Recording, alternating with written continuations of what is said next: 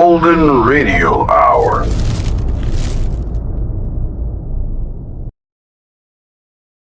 Signal. Signal gasoline. Yes, Signal gasoline is the new gasoline you can prove is superior.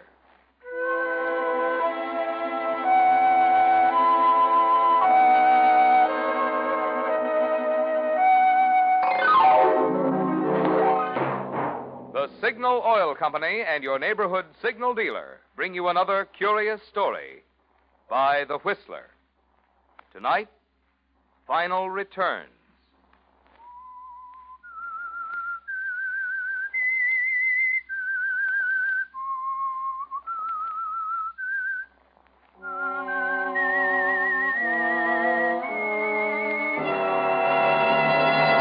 I am the Whistler, and I know many things, for I walk by night.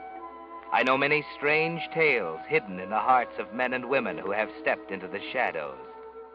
Yes, I know the nameless terrors of which they dare not speak.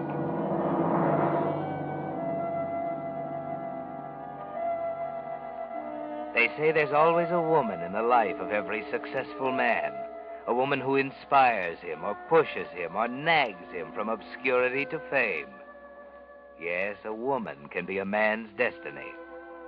If it hadn't been for Sylvia, Alex Kirby would have worked his life away at one of the open hearth furnaces of the Williston Steel Company, and the state would have lost one of its colorful political figures. But fate had something else in store for Alex Kirby, something that had its beginning at a high school prom he attended one night with his friend Leonard Evans. Oh, look, Len, I'm getting out of here. I shouldn't have come. Now, wait, Alex. I told Sylvia I wanted her to meet you. Oh, some other time. I don't belong here. What's that mean? Well, look at all these kids having a swell time. And then look at me. What's wrong? You an old man at 21? Len, I never went to high school. That's the answer. I don't want to kid myself I belong here. I suppose I do. Sure you do. You went to high school, to college. You know this Taylor dame. She's not a dame, Alex. She's a teacher. That's what I mean. They're all dames to me. I don't belong here. Well, it's too late to back out. Here's Sylvia now. Hello, Leonard. Hope I didn't keep you waiting. Oh, no. Sylvia, this is Alex Kirby. You've heard me talk about him. Oh, yes. Alex, Sylvia Taylor. How do you do, Mr. Kirby? Hello. Have you gentlemen been dancing Oh, yet? as a matter of fact, Sylvia, Alex was just saying... Hey, now look, Len. How about it? Why don't you two take this dance? Well, if Mr. Kirby... Of course he does. Go ahead. I'll go sample the punch bowl.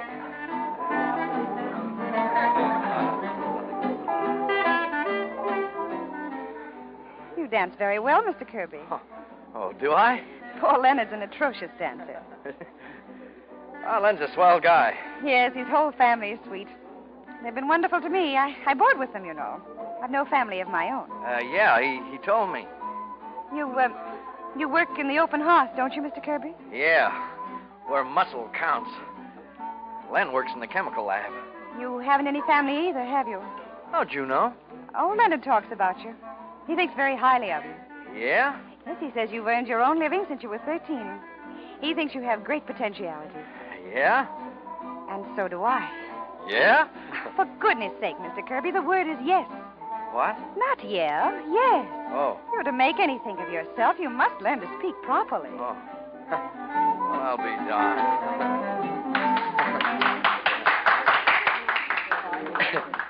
Hey, you like to know something? Something. Okay, something. You're the first girl who's ever corrected me.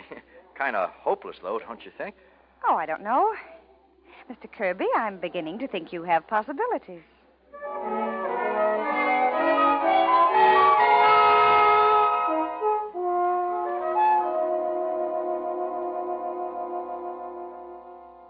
Alexander, Yeah? Yes? have you told Leonard yet? No, not yet. Oh, you promised me you'd do it today. Well, I couldn't. Why not? Well, Len's such a nice guy that... Men are not nice guys and good guys and swell guys, Alexander. How many times must I tell you that? I know. Surely you can tell Leonard about our engagement. Why not? Oh, I know, but the way Len feels about you... I've never given him the slightest encouragement. Are you sure you want to marry me, Sylvia? I knew it the moment I met you. You sound pretty sure of yourself. I'm sure of you, Alexander. Very sure of what the two of us can do together. We're going straight to the top. Oh, there you go with that heading for the top stuff again. You've got me all wrong, Sylvia. I'm nobody at all. You're handsome. That's a start. I mean, I don't have any background, no schooling. We'll make up for that together. You'll go to night school, and I'll tutor you. Gosh, I'd sooner have a good time than go to school. Rather, dear. Not sooner. You'd rather have a good time. Oh, okay, rather. But the point I'm trying to make It isn't a valid point, Alexander. Mine are. You're handsome. You're well-liked. You have native intelligence. And you have the qualities of leadership. Everyone who meets you knows it. And we're going to capitalize on those gifts. Are you inferring again? The word is imply, not infer. But I'm doing more than imply. I'm telling you flatly. We're going into politics. But I don't know anything about politics. You will. You're going right up to the top. Where's that? The governor's mansion. You know, Sylvia, this is the first time I've ever heard you crack a joke. I'm not joking. Well, I'll be darned. Say, you mean it, don't you? Of course I mean it. We're going to do things in this world, Alexander. Someday we'll leave this scrubby little steel town, but it can give us something now. It's small and cheap and shoddy, but it's a start. Oh, don't you see, Alexander? You can have anything you want, if you want it badly enough. The only thing that can stop you is death.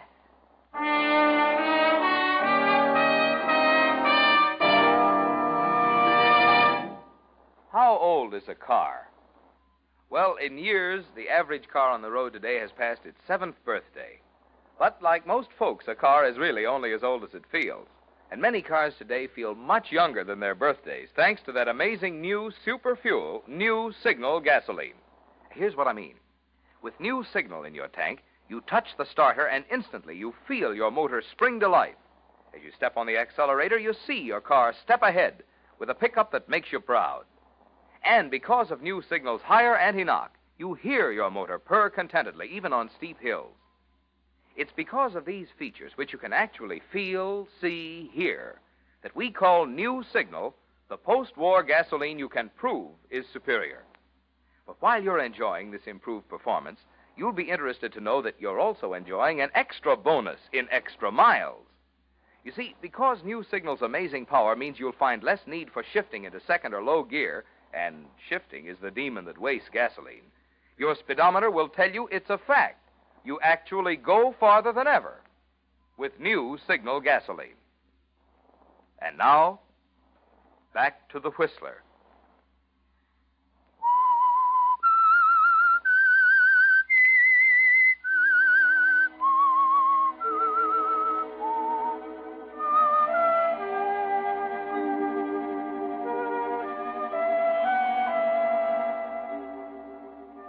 Yes, Alex, Sylvia was very much your destiny from the first time she met you and corrected you. She was never a pretty girl, was she? In fact, when you married her, all the lively little Polish girls you danced with and made love to wondered why you'd chosen a cold fish like Sylvia. They didn't know a man can't run away from his destiny, did they, Alex? At the time, nobody could guess that 6 years later you'd be the most important man in that grubby little steel town. Thanks to Sylvia. Yes, thanks to the books she made you study, the ambition she instilled in you, her untiring correction of your mistakes in grammar and speech and the social niceties. You were able to run for mayor and win the election. And on election night, after everyone had finally gone home, everyone but Leonard Evans.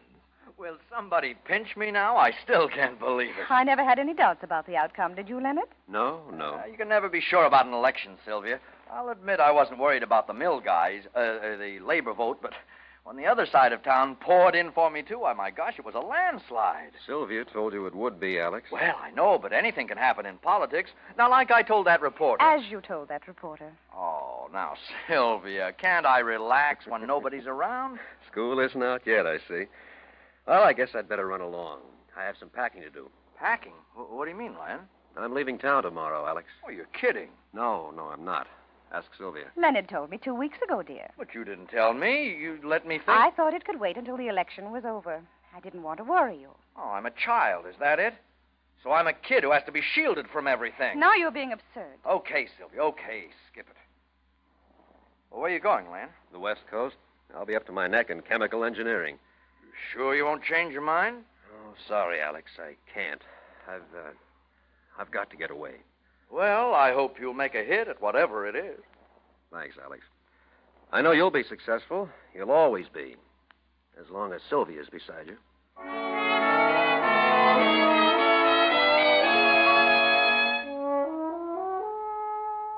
As long as Sylvia's beside you. With her, you're a success. Without her, a failure. Leonard's right, isn't he, Alex? As the years go by, she's there beside you, like your right arm, writing your speeches, standing quietly in the background as you move up the ladder, higher and higher. It's inspiration at first, and slowly, subtly, it changes to desperation. She never lets up, eternally nagging, pleading, insulting, anything to keep you moving up higher and higher. Sylvia! Sylvia! Yes, dear, I hear you. In here. Sylvia, it's all set. What's all set? The nomination. I had lunch with Ed Stevens today. He said it'll be automatic. I'm as good as on the ballot as the party's candidate for the 48th district. That's not bad, huh? It's very good. Well, aren't you going to congratulate me? All right. Congratulations. You're not very enthusiastic. Is it because you didn't have your hand in it for once? Because I somehow managed to swing it without you? I don't want to disillusion you, Alex, but Mr. Stevens and I had it all settled last week. What? Yes. Furthermore, the one reason they selected you, according to Mr. Stevens, is the fact that you had nothing to do with the Preston machine, and I think you'll agree that was my decision. Am I right? Yes, Sylvia. As usual.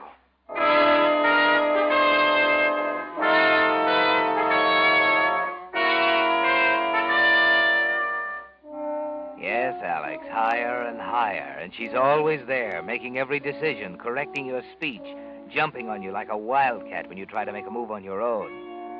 And the trouble is, she's always right, isn't she? She has a genius for being right. You wonder if there's any escape, if she'll ever be satisfied. Washington, a seat in Congress. Still, she's there, picking away, goading you on. Then, at a smart embassy cocktail party, a girl walks into your life. A girl who represents everything Sylvia has denied you. So you're Alexander Kirby. I've been wondering when I'd meet you. Did you expect to, Miss Rowland? Oh, yes. Dad's talked so much about you, you see. About me? You don't know who I am, do you, Mr. Congressman? Well, I'm Senator Rowland's daughter. Oh, I get it now. Of course, Senator Rowland. Sounds surprised. Well, I never expected the senator... Well, frankly, I never imagined the senator having such a pretty daughter. Of course. Dad has other accomplishments besides bellowing on the Senate floor. If you're only one of them, he's a very remarkable man. Very potent champagne, isn't it, Mr. Kirby? I don't think it's the champagne. Maybe the atmosphere? Oh, maybe. You have the bluest eyes I've ever seen. You're not going to take inventory of me, are you, Mr. Kirby? Oh, I know I'm clumsy at this sort of thing. It's been a long time. I don't think you could be clumsy at anything you do. Ah, now you're laughing at me. No, it's a defense mechanism. I always talk this way when I'm scared. Scared? Can't you tell? I'm scared to death. Why? For the same reason you are. Vivian. Silly, isn't it? We're both trembling. Vivian, when can I meet? Wait. Somebody's watching us. Hmm? Oh, where? Over there. The woman in that frightful dress. See her? Yes. She's my wife.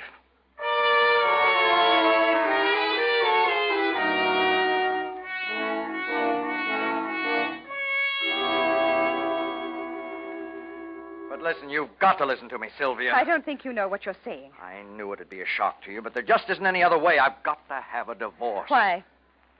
Because I don't love you. Oh, Furthermore, I never did, and I don't think you've ever loved me. Is that good enough reason? if it's true, it is. Of course, there are other considerations, too. Yes, I know there are, Sylvia. They just don't seem so important to me now. They're important to me. Who is she? Vivian Rowland. The one you were dancing with the other night? That's right. She's quite pretty. What are you leading up to, Sylvia? I'm just approving of your taste in women, dear. She's a lovely girl. Glad we agree on that. It's a shame you'll never be able to marry her. Sylvia, I don't understand you. I swear I don't. I thought you had pride. I have more pride than you will ever have, Alexander. And I don't think I flatter myself by claiming a little more intelligence. What do you think I am, Alexander? Why do you think I spent the best 15 years of my life making a somebody out of a nobody? Why, when I first knew you, you didn't know the difference between a champagne glass and a shaving mug. Why do you think I gave up everything I had? Oh, wait a minute, Sylvia. I do know. I know exactly why you did it. You picked me out like you'd pick out a promising colt at a horse auction. That's all I was, a hunk of clay you thought you could make a career out of. And I've got to hand it to you. You did it. You rang the bell. You put your dough on a winner. That's me, a front runner, unbeatable at 1 1/8 miles. Alex. Oh, it's true, isn't it? Oh, you're clever, Sylvia. You're smart. You're as cold and accurate as a piece of machine steel. But you made one bad mistake, my dear. You forgot I'm alive. I think, I feel, I got a heart. Oh, I beg your pardon. I have a heart. That's why Vivian Rowland is more important to me than anything else. And that's why I'm going to marry her. You mean you're going to commit bigamy? I've already told you divorce is out of the question. You've got to be reasonable, Sylvia. I think I'm being fair. I've devoted my life to you. I think I'm entitled to something now that we've arrived. You might as well put divorce out of your mind, Alexander. I'd die before I'd give you up. Is that clear? Yes, I suppose it is.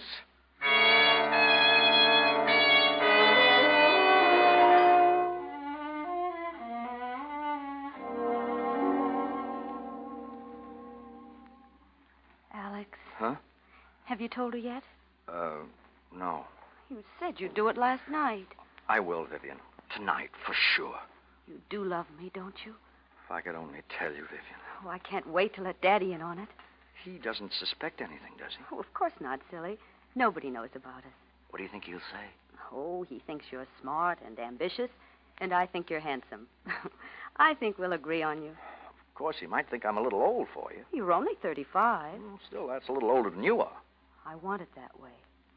I'm really not a know-it-all, Alex. I'm a fake. You, a fake? Yes. You'll have a lot to teach me, Alex. Teach you? Scare you? No. Just happened to think I've never been asked to teach anybody before. You will tell her tonight, won't you, sweetheart? I'm getting awfully tired of waiting. All right, Vivian. I'll tell her tonight.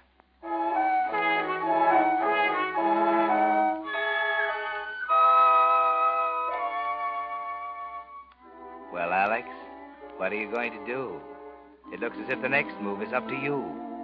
You know it's useless to argue with Sylvia, don't you? She has you where she wants you. In the center of the ring, like a trained seal balancing a ball on your nose while she stands over you with a whip. There isn't room for anything else in your mind, is there, Alex? Not even the biggest election in your career. Hello, Jerry. Jerry, this is Alex. Look, tell him I can't speak tonight. Well, I'm sorry. Tell him I don't feel well. Tell him anything. I just can't make it, that's all. Oh, okay, so it loses me 1 million votes. What if I don't care? All right, I'll lose the governorship, too. I'm not talking tonight, and that's final.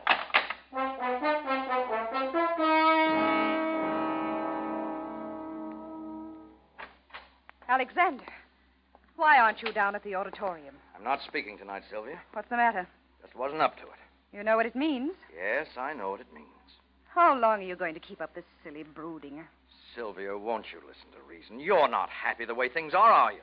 I don't suppose I am. Well, why won't you... I'm sorry, Alexander. Believe me, I'm sorry. It's a horrible situation.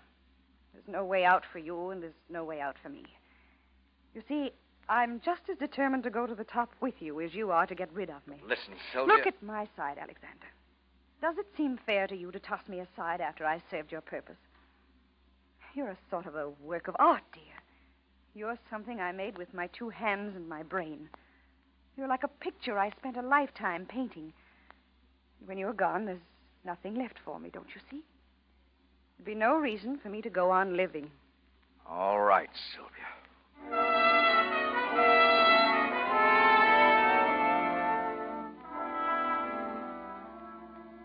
The next week is like a long nightmare, isn't it, Alex? The clamor of the campaign rings in your ears. You find yourself making speeches, the speeches Sylvia wrote for you, by the way. Banners, posters, cheering crowds are all around you, but you hardly notice them. Slowly, insidiously, something is happening to you. Everything except you and Vivian and Sylvia fades into insignificance. There's no way out, she said. As long as she lives, you belong to her. It was a shock when you first found yourself thinking of it, wasn't it, Alex? As long as she lives, you belong to her. You were panicky. You hurriedly cast it out of your mind. But it came back again and again, each time appearing less terrifying and more logical. And then finally... Sylvia. Oh, you startled me. I didn't hear you come in. Come on, get your coat. We're going out. What for? Never mind what for. We're going out. We're going to decide this divorce business once and for all. Now, let's not go into that, Alexander. Okay. How many times must I tell you okay is vulgar? You've told me for the last time, Sylvia. What do you mean? You've corrected me for the last time. I'm going to kill you, Sylvia. Alexander, if this is a stupid attempt to frighten me... Nothing stupid about this revolver. Alexander, you're not yourself. You can't get away with this. Don't worry. I'm not going to do it here. That's why we're going out. Can't be serious. I was never more serious in my life. For that Roland girl, And for me, too. For my own salvation. You're throwing it all away, aren't you? Everything we spent 15 years building. Maybe if I'm caught. You will be. You're as stupid at this as you are at everything else. Or you'll never get away with it, Alex. All right, I won't get away with it. So what? I said I'd rather die than give you up, didn't I? Something like that. Maybe it is worth dying for. What do you mean? You can't understand it, I guess. I don't suppose anyone could understand it. That's the trouble, you see. No one can know how I feel about you. It isn't love exactly. It's a lifetime of work and worry and sleepless nights. Years of mustering every ounce of strength I have to make you great. That's what you're throwing away, Alexander. And I won't let you do it. I won't. Listen, Alexander. If you're going to kill me, you can do it right, at least. You can let me help you here, too. What are you talking about? I'll write you a note, Alexander. I'll write you a suicide note.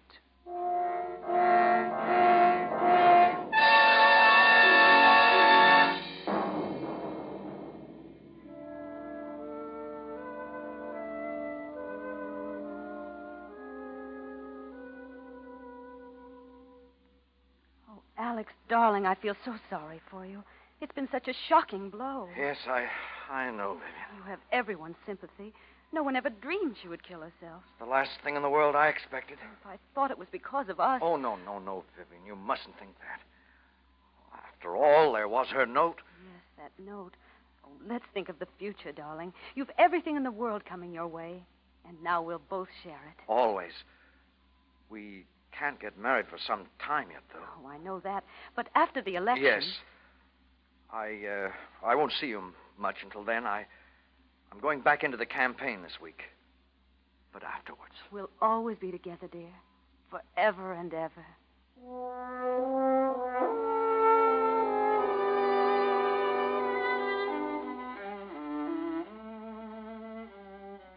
Well, Alex, it's really simple, isn't it? No one suspects you. Everyone's most sympathetic, and Vivian loves you.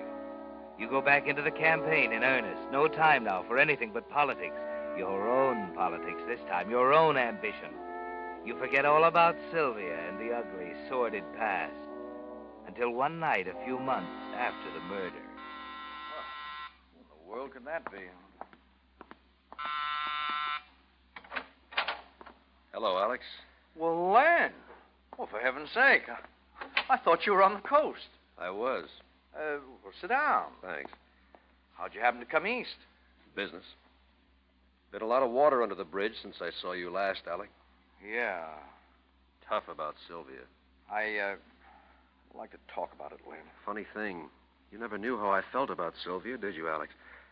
I loved her, you know. Always had until I introduced you two. Then it was all over. I'm sorry, Len. Yeah, so am I. I've been reading the newspapers. They gave the story quite a spread. Yeah, I know. Natural, of course, with you a political bigwig and all. Yeah. Well, what business brought you back here, Len? Sylvia, what did you think? What do you mean? It's very simple, Alex. I'm going to kill you.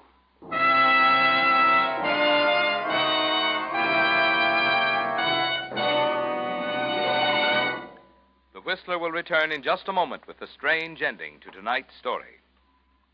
Meantime, while the smashing of the atoms is still making headlines, I'd like to tell you how another group of scientists have already put atoms to work for you not by smashing them, but by putting them together. You see, it was actually by separating the atoms in gasoline molecules and then putting them together in an entirely new way that chemists created that amazing new type of motor fuel, New Signal gasoline. That's why New Signal is not just pre-war quality gasoline, not just old-style gasoline improved, but an entirely new type of super fuel, packed with new power so immediately apparent you can feel it, see it, hear it. To discover what proud performance there's still left in your car, you really owe it to yourself to try New Signal gasoline.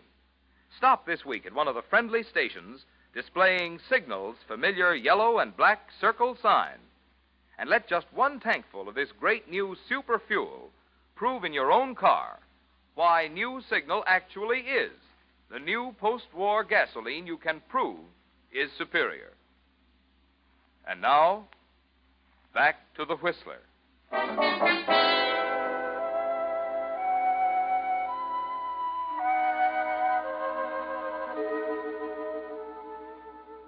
Well, Alex, you try to talk, but all you can do is jabber. And it's no wonder with your old friend Leonard Evans calmly sitting on the Davenport toying with a .38 automatic. Oh, wait. Yes, Alex. Wait. It's enough to make anyone jabber, isn't it? Don't be a fool, Len. Put that gun down. I will later. May put it in your hand, in fact, just as you did with Sylvia.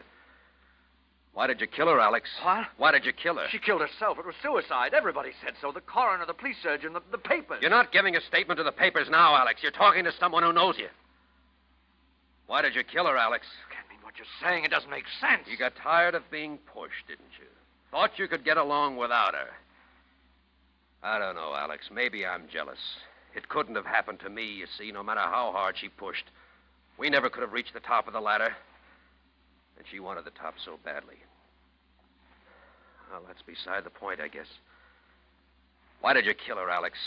Why did you write that suicide note for her? I didn't write And you forced her to write it for you before you killed her. Oh, listen, Got Len. a copy of it right here. I took it out of the paper. Let's see. Here it is. I don't mean to infer you have been unkind to me. Does that sound like Sylvia, Alex? Oh, what's wrong with it? She never would have used infer, Alex. Imply is the right word, remember? She used to call you on it all the time. Let's get this over with.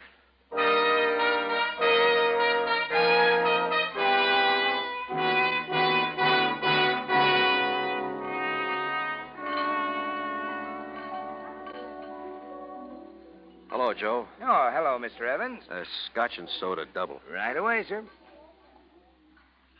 That was tough about Governor Kirby killing himself. I just heard the news. Yeah. He's a friend of yours, wasn't he? Yeah. Yes, it sure was tough, wasn't it? Yeah. Here, Joe, buy yourself a drink. Gosh, Mr. Evans. $20. Yeah, I won't be needing it. Taking a little trip, Joe. Down to police headquarters.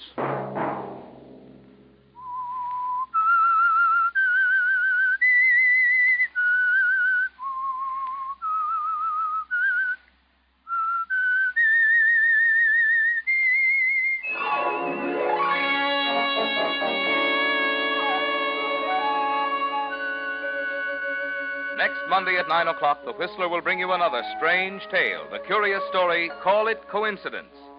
The Whistler is broadcast for your entertainment by the marketers of Signal gasoline and motor oil and fine quality automotive accessories, and by your neighborhood Signal dealer. This program, produced by George W. Allen, with tonight's story by Leslie Edgley, music by Wilbur Hatch, is transmitted to our troops overseas by the Armed Forces Radio Service. This is Marvin Miller speaking, and suggesting that you try New Signal, the new gasoline you can prove is superior.